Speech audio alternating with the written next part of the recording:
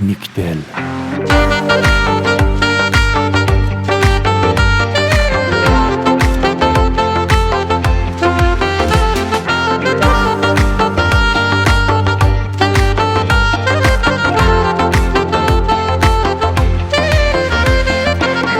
آسمون نقره بارون بغض ابرا تو صدامون، دوتا دل داده مجنون مثل عاشقای حیرون. همه جا خیس همه جا تر، ابر پاییزی و پرپر میباره رو سر فردا مثل دور شبیه گوهر. عشقای ابرای تیره رو زمین آروم میگیره، ساز بارون تو صدامون زنده میشه جون میگیره. تو قشنگی مثل بارون رو درختای تماشا،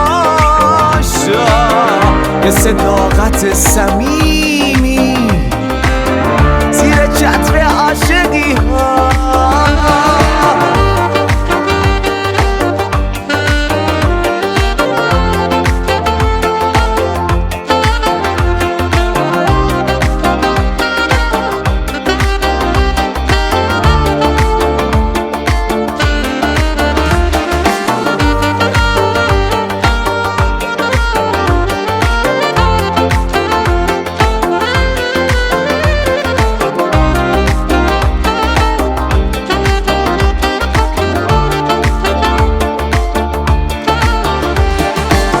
هم صدای پای بارون وقت گریه های با هم، قصه غربتمون میدونن تموم آنم، مثل حس ناب رویا مثل خواب کودکانه،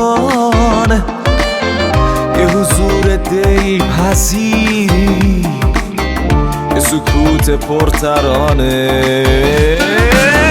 عشقای ابرای تیره رو زمین آروم میگیره، ساز بارون تو صدامون زنده میشه جون میگیره. تو لطیفی مثل بارون رو درختای تماشا،